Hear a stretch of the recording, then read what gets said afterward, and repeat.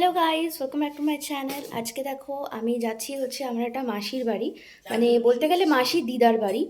তো সেটা হচ্ছে গোচরণে। তো আমরা আজকে সকালবেলা বেরিয়ে গেছি, তোমাদেরকে একবার দেখাই ব্যাক ক্যামেরা করে কটা বাজে এখন 8টা 10 বাজে। আমরা আজকে সকালবেলা বেরোচ্ছি, সবাই রেডি হয়ে গেছে। দেখো মা দিদা নামছে আর এখানে মামুনি আছে, আমরা সবাই যাচ্ছি। আর স্টেশনে গেলে আরও লোকের সাথে তোমরা দেখতে পাবে, আমার মামি ভাই সবাই আছে। সো চলো লেট স্টার্ট। আজকে আমরা কিভাবে দিনটা সেলিব্রেট করি, কিভাবে কাটাই, সেটাই তোমাদের সাথে শেয়ার করছি। দেখো এখানে আমরা সবাই চলে এসেছি সুভাষগ্রাম স্টেশনে আমাদেরকে ওয়েট করতে হচ্ছে, কারণ এখন কোনো ট্রেন নেই। আমরা যে সময় এসেছিলাম, তো ট্রেন আসতে আরও একটুক্ষণ সময় লাগবে। তো সেই জন্য আমরা সবাই মিলে বসে আছি, ওয়েট করছি কখন ট্রেন আসবে, তারপর আমরা ট্রেন ধরে যাব। আর এই দিনকে আমরা কিন্তু ধরেছিলাম হচ্ছে লক্ষ্মীকান্তপুর লোকাল, যেটা 8:30 বা 8:40 নাগাদ আসে, সেরকম সেই লোকালটাই আমরা ধরেছিলাম। আর ট্রেনটায় মারাত্মক ভিড় ছিল। আর আমরা সুভাষগ্রামের এই স্ট্যাচুটাকে তো তোমরা সবাই চেনো, আমাদের নেতাজি সুভাষচন্দ্র বসুর স্ট্যাচু। আর এখানে দেখো মা মামি বসে একটু হাত নাড়াচ্ছিল। তারপর অ্যাটলিস্ট আমরা পৌঁছে গেলাম গোচরণ স্টেশনে। দেখতে পাচ্ছ নেমে গেছি গোচরণে। কি হাল হয়েছে ট্রেন থেকে নামার পর, খুব সুন্দর অবস্থা হয়ে গেছে। সো ট্রেন থেকে নামার পর আমাদেরকে যেতে হবে হচ্ছে ভ্যান ধরতে। তো দেখো আমাদের দিদারা তো আগের ভ্যানে উঠে গেছে, আমি আর আমার মামি আর আমার দাদু ভাই এরা আমরা পরের ভ্যানে উঠেছি। সো এখানে আমরা যাচ্ছি ভ্যানে করে। আর রাস্তা দিয়ে মেন রাস্তার উপর দিয়ে যেতে হবে। আর চতুর্দিকে যে প্রাকৃতিক দৃশ্য, এটা আমাদের সবার এত ভালো লেগেছিল। আর ন্যাচারালি আমাদের এইখানকার বা সুভাষগ্রাম এরিয়াতে এরকম খুব একটা দেখা যায় না।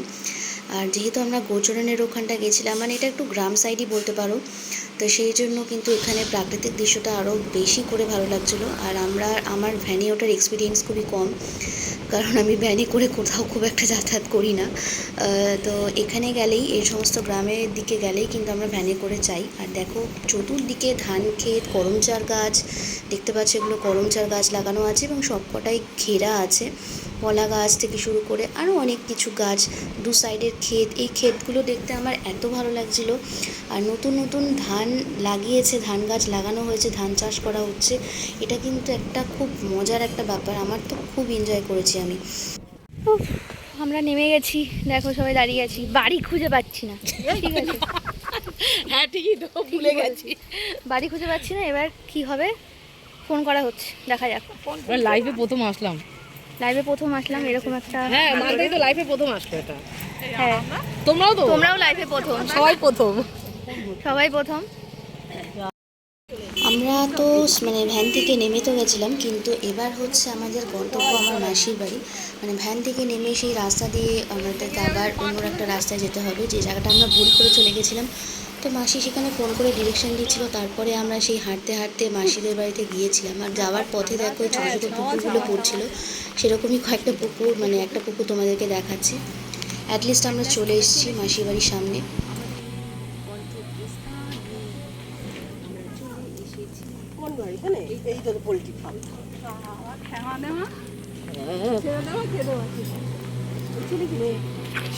আমরা বাড়িটা খুঁজে পেলাম।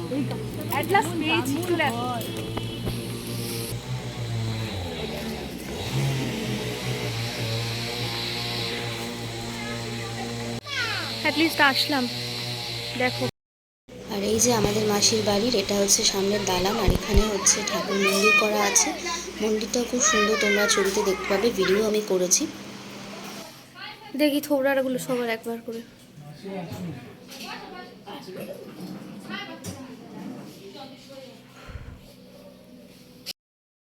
ওরা কি দীক্ষিত, মানে তোমরা রাধা কৃষ্ণ ওকে যেতে পারে, ওরা যেতে পারে, আমি যেতে পারি না, তাই বলছি। কি করছে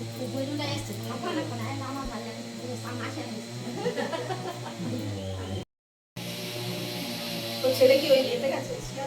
হ্যাঁ হ্যাঁ সকালে হ্যাঁ। আরে আমাদের এই জলও নেই দেখি সর। এটা আমার হ্যাঁ মাসি, বাবার পিসি হবে, আমার মাসি। মাসি। ট্যাঙ্কি জলও মা গো, ট্যাঙ্কি জল নেই, ওই জন্য ওখানে নিয়ে আসছি টেনে জল সকাল থেকে। এখানে দেখো লম্বা একটা ডাইনিং প্লেস বা বারান্দা বলতে পারো, সেখানে আমরা বসেছিলাম। আর এই হচ্ছে, তো এখানে নিচে 3টে ঘর আছে। এটা হচ্ছে আমার বৌদির ঘর, সম্পর্কে আমার বৌদি হয়। এটা হচ্ছে বৌদির ঘর। আর এই দেখো, এটা হচ্ছে বাইরের পোর্শনটা যেখানে ছোটো ছোটো গাছ লাগানো ছিল। আর দূরে যে ঘরগুলো দেখতে পাচ্ছ ওগুলো সবকটাই কিন্তু পোলট্রি ফার্ম, মানে মুরগির যে পোলট্রি, সেই পোলট্রি ফার্ম। এখন যেহেতু গরমকাল ওই জন্য বন্ধ আছে, আর শীতকালে কিন্তু এখানে মুরগি চাষ করা হয়। আর এই হচ্ছে সেই মন্দির, এটা হচ্ছে রাধা কৃষ্ণের মন্দির। সেখানে দেখো আমার মা দাঁড়িয়ে গল্প করছে। আর এই হচ্ছে সেই ঠাকুর, খুব সুন্দর ঠাকুরটা। আর প্রত্যেক মানে এদের কিন্তু বাৎসরিকভাবে পুজো করা হয় এবং সে হরিনাম সংকীর্তন হয়।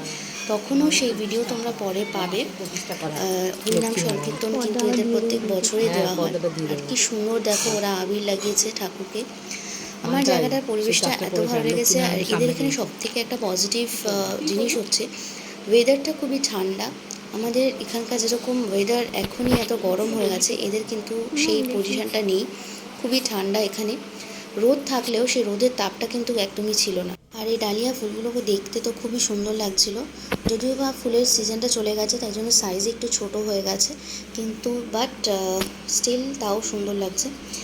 আর এখানে একটা স্পেশাল জিনিস হচ্ছে কাঠে জালে রান্না। দেখো, এটা হচ্ছে সেই মানে যেই রান্নাঘর যেখানে আমার মাসিরা কাঠের জালে রান্না করা হয়। আলাদা করে রান্নাঘরও আছে। আর আমার মা তুমি কাজে হাত লাগিয়ে দিয়েছে, দেখতেই পাচ্ছ।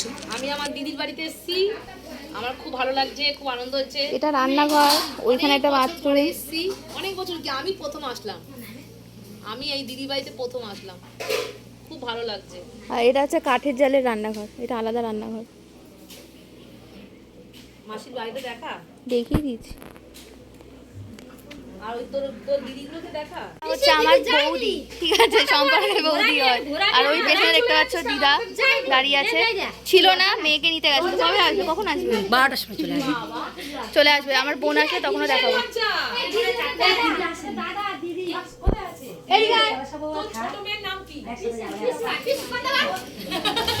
এটা হচ্ছে আমার আরেকটা ভাই, ঠিক আছে, আমার ওই ভাইটাকে দেখেছো, এও আমার একটা ভাই। ওর নাম কি, ওর নাম কি বলে গেছে? ওর নাম হচ্ছে সৌরভ।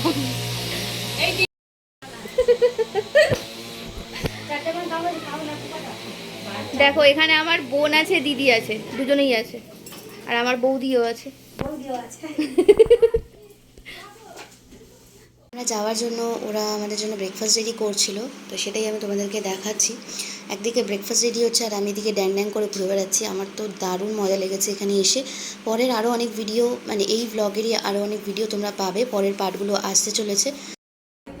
দেখো, আমরা সব চা খেলাম, চা খেয়েই আবার চলে এসছে লুচি আর ঘুগনি। এই যে মামার চা খাওয়া হয়ে গেছে। রূপমিতা এখনো চা খাচ্ছে। কিরে, চা খাওয়া হয়েছে? চা বিস্কুট খাওয়া হয়ে গেছে, আদা দিয়ে দুধ চা।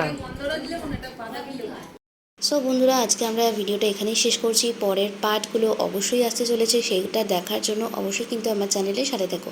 আর এই ভিডিওটা ভালো লাগলে একটা লাইক করে দিয়ে চ্যানেলটাকে সাবস্ক্রাইব করে চ্যানেলটাকে দেখতে থাকো। সো গাইস, আমি এখানেই শেষ করছি। তোমাদের সাথে আবার দেখা হবে খুব তাড়াতাড়ি। টাটা।